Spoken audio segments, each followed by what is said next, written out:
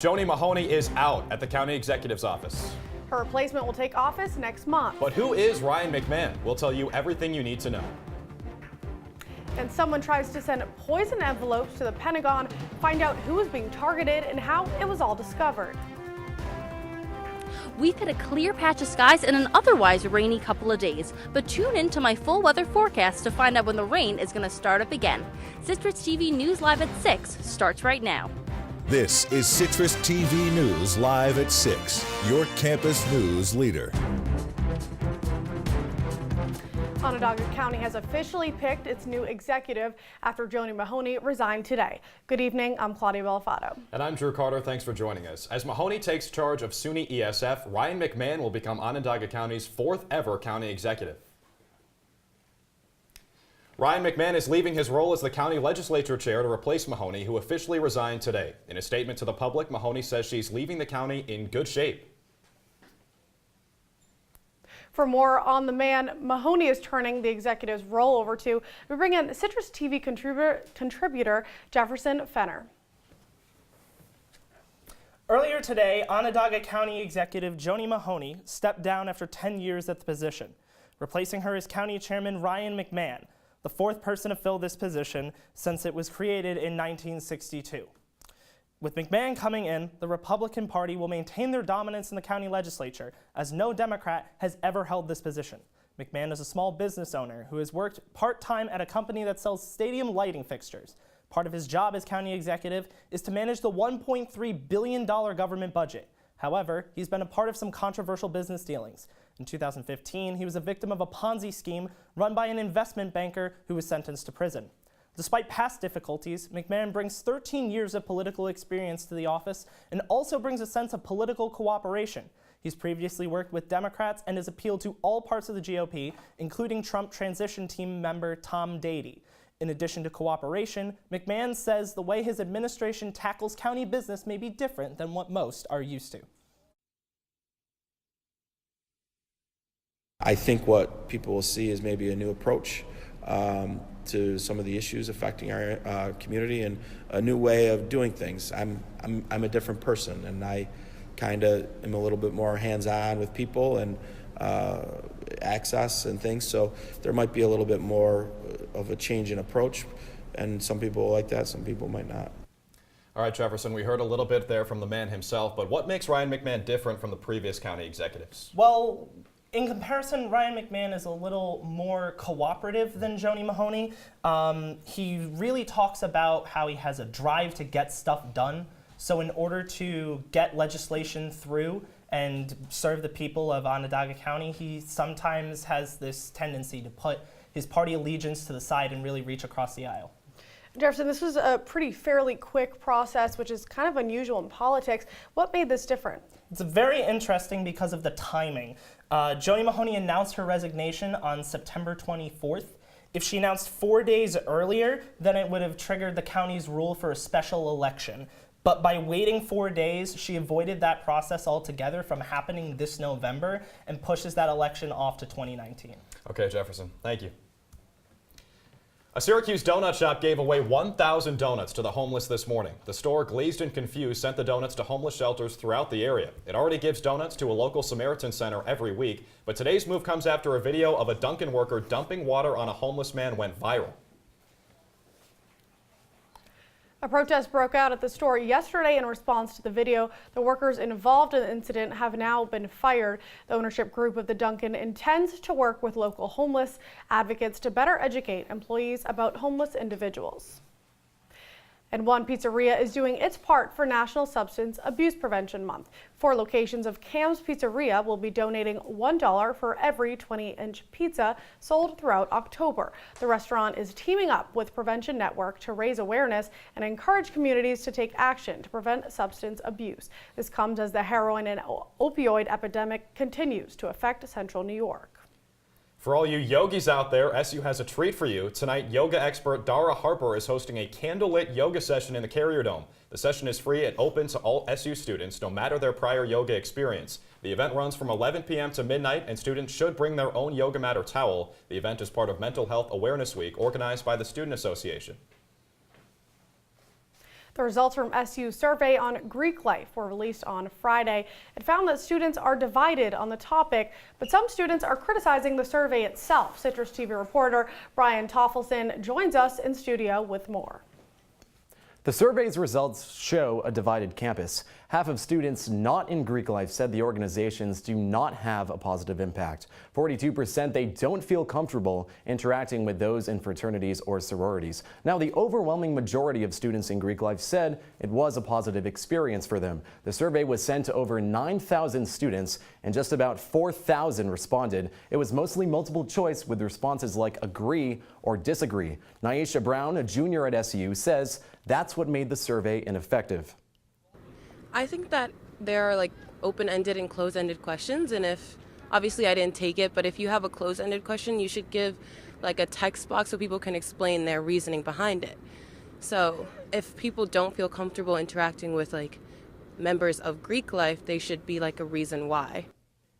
Those in Greek life were given different questions than students that are unaffiliated. Their survey focused on the impact Greek life had on their college experience. 80% said that Greek life made them feel more connected to the campus community. While those who responded are happy they are in Greek life, those who are not said the survey didn't go far enough to address issues on campus. Like, I think people are saying like they're responding to the survey, but they're not like acting on what people are saying. So like the school isn't really doing a lot of stuff or like taking into consideration what people are saying about Greek life. They're just kind of listening, I guess, not acting. The consultants reviewing SU Greek life are expected to finalize their report by November. Updates on the SU student arrested for animal cruelty yesterday. Dancheng Wang is being charged with aggravated animal cruelty, second-degree criminal mischief, and second-hand degree harassment. In 2017, Wang physically abused his girlfriend and her cat, but DPS was not notified until this year. DPS Associate Chief John Sardino says it's very possible Wang will end up in prison, and he believes the community is getting better at reporting similar incidents. And there is a chance that that student could go to prison for some amount of time for that. I think our community is really becoming well educated in how serious this is, and that A Syracuse teen faces up to 9 years in prison after killing a 2-year-old in a hit and run. Felix Santos, who was 17 at the time of the crash, admitted in court yesterday to hitting and killing Jamisha Stanford last year. The toddler was playing with sidewalk chalk when Santos lost control of his car and hit her and her brother and father, both of whom survived. Santos admitted to the crime about a year ago on Facebook and will be officially sentenced at the end of the month. Police officers are still looking for the driver and passenger who fled the scene of a car crash this morning. Fire and ambulance crews were called to the crash on East Genesee Street between Syracuse University and Lemoyne College. Witnesses say the accident was caused by a black Chevy Tahoe. Of the missing suspects, the other driver was taken to the hospital with broken ribs and an injured hand. All right, the roads are a little slippery today, Claudia, and it's also a little chilly out there. It is, and those temperatures, it's starting to feel a little bit more like Syracuse. Now, luckily, we have just the girl here to tell us if the weather is going to stay like this. Sunny, are we going to see the sun anytime soon? Oh, guys, I feel awful to be the bearer of bad news, but we will not be seeing the sun anytime within the next 48 hours or so. As you can see here, this rain symbol that I have going on is an ominous sign of what is to come. Now, it's 67 degrees right now, possible nighttime thunderstorms, but nothing too bad, nothing that a nice light raincoat couldn't fix. But as you can see, as we get into the night, temperatures will be dropping off, staying with those classic Syracuse temperatures that we like to see, 56 into tomorrow morning, which is a 54, into noon, 56 again, low 50s. But sadly, it is going to start raining. All these nice high temperatures are going to dip down, they go back up, and it's going to be pretty cloudy and crummy for the next couple of days. Back to you guys. All right, Sonny. Now, those temperatures might be falling, but Amazon employees have a raise coming their way. Find out why after the break. And new hope for a set of conjoined twins in Bhutan. Find out why they're making the trip all the way to Australia. Don't go away. They'll test you. Try to break your will. But however loud the loudness gets, however many cheese puffs may fly, you're the driver, the one in control. Stand firm. Just wait. And move only when you hear the click that says they're buckled in for the drive. never give up till they buckle up.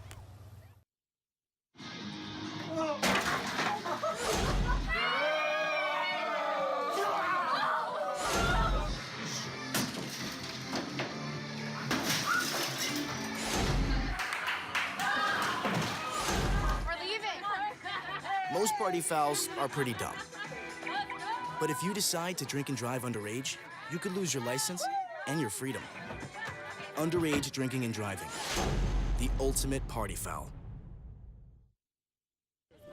Leaving hot coals improperly extinguished can cause a wildfire. Hey guys, it's Smokey! It looks as if Smokey is going to use the drown, stir, drown, and feel technique. After the first drown, a good stir. Next, another drink. And finally, a close feel. Is it cool? Okay. Yeah. Hey, Smokey, catch! Oh, my bad, Smokey. Only you can prevent wildfires.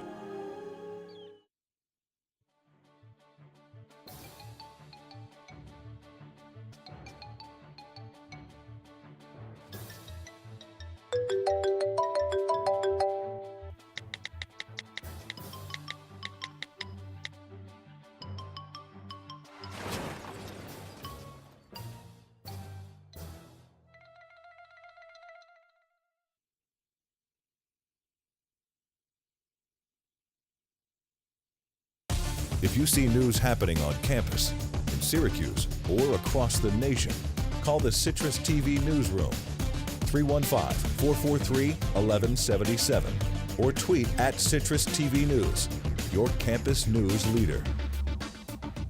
Welcome back. Amazon employees across the United States have a raise coming their way next month. The company announced today that it's raising its minimum wage to $15 an hour for all U.S. employees in November.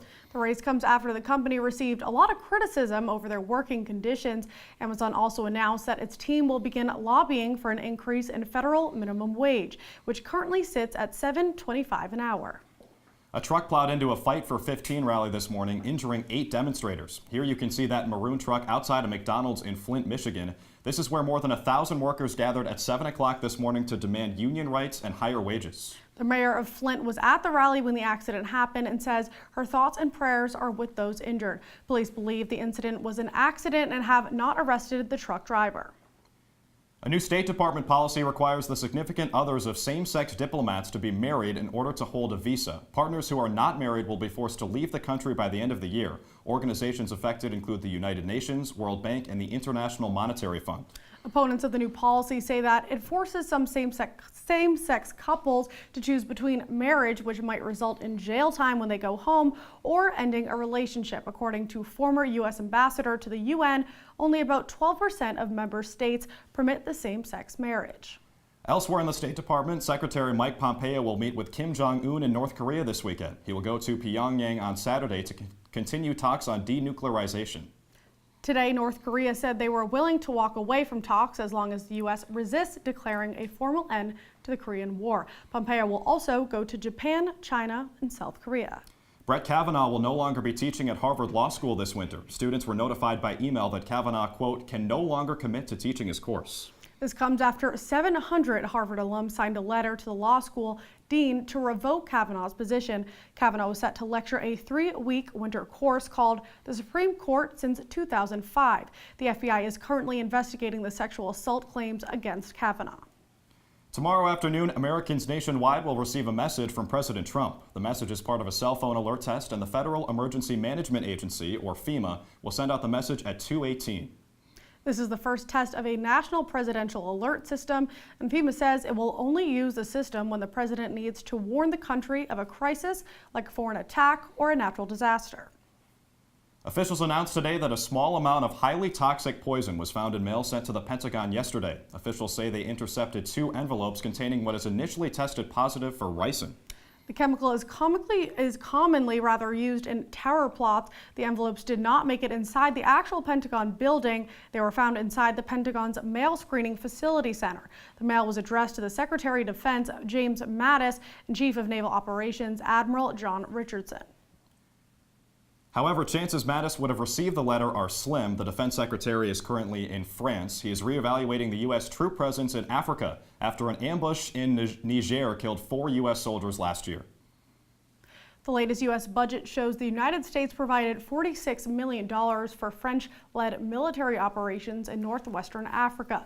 Both Al-Qaeda and the Islamic State are active in the area. French leaders have asked for additional American support, but Mattis said today that the U.S. will simply maintain its current troops. Melania Trump is in Ghana today on her first solo international trip since her husband became president. The West African country greeted the First Lady with dancing, drumming, and school children waving flags. While in Ghana, she is expected to visit schools and hospitals. Over the next week, she will visit the African countries of Malawi, Kenya, and Egypt. For the first time in 55 years, the Nobel Prize Committee awarded a woman for the Nobel Prize in Physics. Donna Strickland is a physicist from Canada and won the 2018 prize with her partner for their work on generating high-intensity, ultra-short optical pulses. This is the third time a woman has won the coveted prize, and she says she is honored to be one of those women.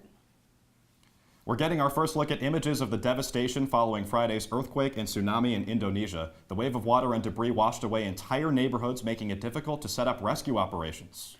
Today, the death toll from the disaster rose to more than 1,200 people. That number is still expected to rise as roads are cleared and more areas are made available to emergency responders. A pair of conjoined twins from Bhutan are in Australia today to meet with doctors who can hopefully separate them. The girls are 14 months old, connected at the lower chest, and share one liver. A team of 6 surgeons has been assembled for the lengthy operation, but the twins must first undergo further scans to determine the surgical plan. 9 years ago, surgeons at this same hospital separated Bangladesh 3-year-old sisters who had been joined at the head. And coming up, a new discovery in our solar system. Find out everything about the new planet scientists found in our universe. Rain have been heading up the East Coast. When will they hit Syracuse? Find out when we come back. I see you mobbing over her. Let's go. Let's mob. Let's crawl. Let's crawl. Let's crawl. Hey, yo, we mobbing. Come on, girl. Let's crawl. Hey, yo, let's crawl. Hey, yo, let's crawl. Hey, let's crawl.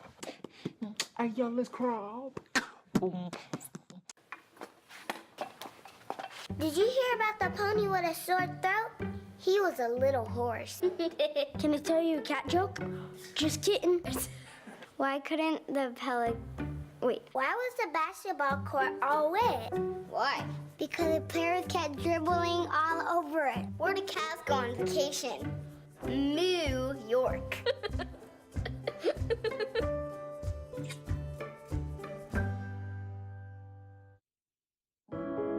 Taking care of a family member can lead to plenty of questions. Fortunately, there's a place to get the answers, for them and for you. Find articles, tips, and tools from experts and others who have been in your place. The Caregiving Resource Center at aarp.org/caregiving.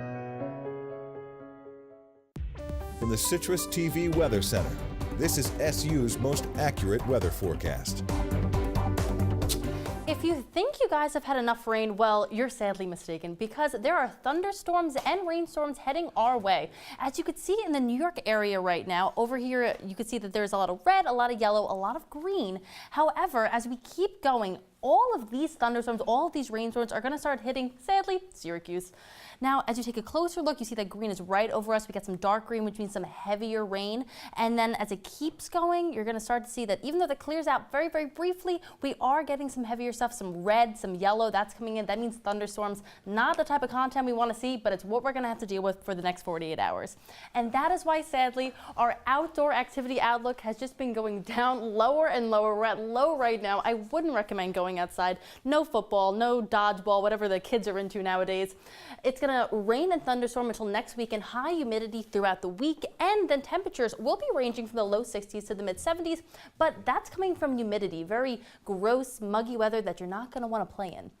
Now, as you can tell, today it's been a little bit cloudy out. We are getting some thunderstorms into the evening, 69 degrees with a low of 52. But as the day goes on, it's going to get cooler into tomorrow. We're going to have some nice autumn weather. It is National Pumpkin Seed Day, a personal favorite day of mine. You could eat your pumpkin seeds, carve out your pumpkins. It's just a great autumn day. As we get further on into the week, though, the temperatures will be rising. We're going back up to 74, a lot of mugginess, a lot of humidity, but thankfully, by the time it gets to your weekend, we got 61, 72, and 71. And we're going to have some sun, not a ton of it. There is going to be a lot of AM showers on Sunday, but nothing that should stop you from going out and having a good time. Back to you guys. Okay, Sunny, love to hear that. Planet Earth has some more company in the universe. That's right, scientists announced the discovery of a dwarf planet located near the edge of the solar system. That's right, and it's nicknamed the Goblin. It's roughly a sixth the size of Pluto, and it looks to be made of ice. The discovery has made headlines, but it's the planet's orbit that has scientists celebrating. Based on the Goblin's path, researchers think that there could have been a larger planet nearby. And staying in space, one NASA astronaut has had a lot on his plate recently. Not only has Drew Fustill been working on board the International Space Station for months, but he's also been busy recording a song and a music video. Fustill recorded all around the world while he was literally orbiting the planet. The song reflects Fustill's experience on the ISS, emphasizing themes of international cooperation and brotherhood. Coming up in sports, we've got a stacked night of baseball, and Syracuse basketball has its newest recruit in the class of 2019. All that and more when News Live at 6 returns. Look at you. You're at the top of your game. You're unstoppable. Nothing can throw you off track. Wait, is that your car? Uh-oh. Yeah, I saw that coming. That will throw you off track. You're looking at around 10 grand in fines, legal fees, and increased insurance rates. Let's try this again. Smart move. Because buzz driving is drunk driving.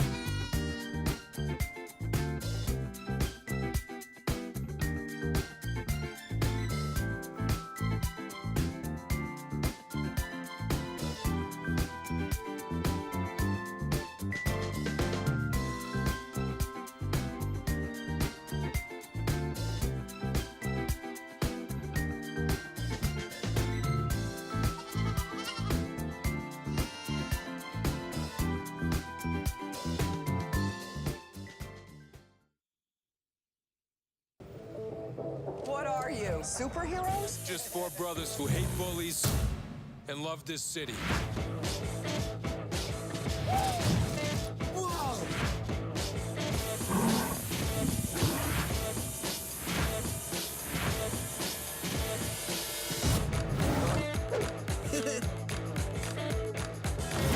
Gear up, guys.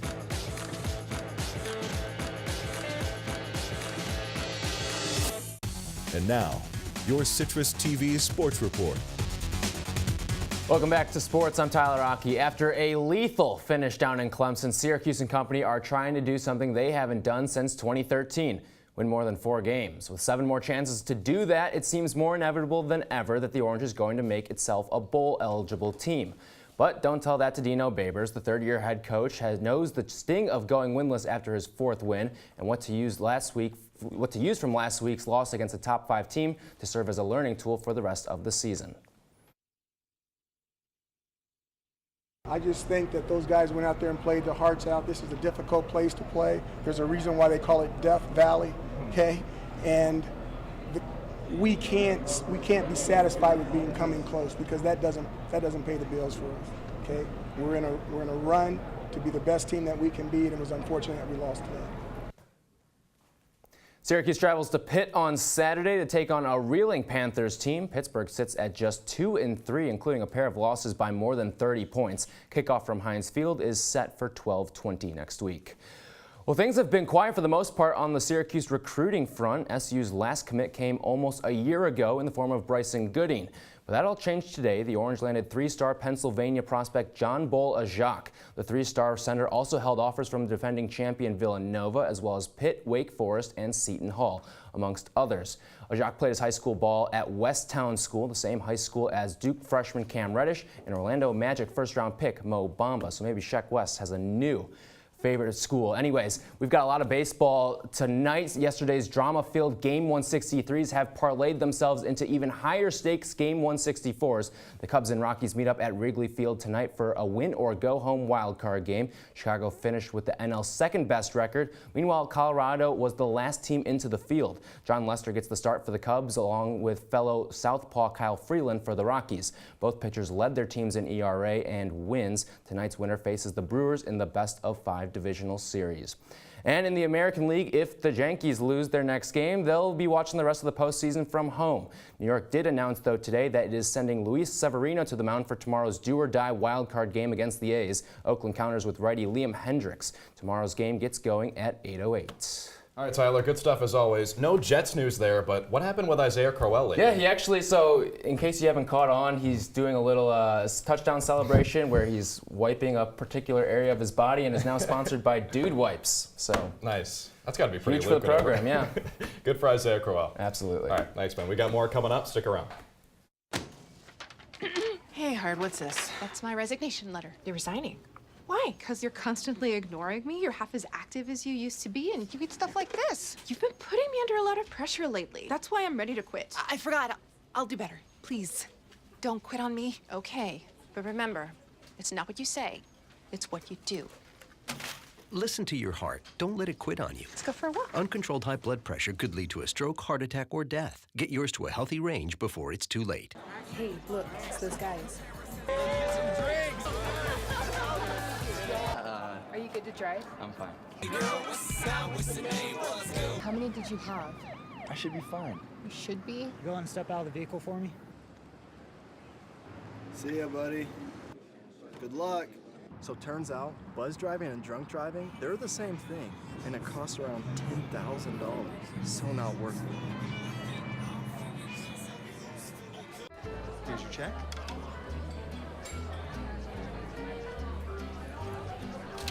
Oh, you got it.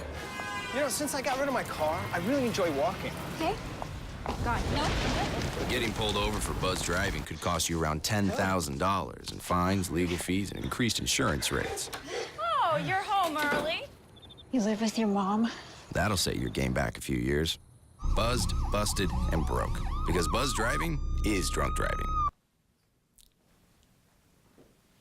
Well, Americans love their cars so much that we've dedicated an entire day to them. Let's get to that in just a second, Claudia. First, we have our weather anchor, Sunny Balkin, back with us. Yes, glad to see you. So actually, me and Drew were just talking during the break. You know, dress or sweats is one big option that we have to choose in the morning. Drew's leaning toward dress, but I said it might be a little chilly, so are we going to do sweats instead? Well, I feel like that's more of a personal taste thing. I recommend it's just cool enough that you could put on sweatpants and a sweatshirt, but if you want to put on a fancy wool coat and go out in that also, that would work well. So there's something for both of you guys. Okay, and how's this weekend looking? Is it going to be chilly? Is it going to be nice to be outside? Or it's going to be pretty hot. It's going to be like low 70s, high 60s, but it's going to be very humid. So if you guys don't mind your hair going poof, then you should be fine. It's a big issue for me. I'll take the I do hot love weather. a good dress, though. I do love a good dress. Well, we mentioned that Americans love their cars so much. They have dedicated this day, October 2nd, to naming their cars, Claudia. That's crazy. It is. It is. All right, we will see you next week. That's all I've got for Citrus TV News. I'm Drew Carter. And I'm Claudia Bellofatto. Thanks for joining us.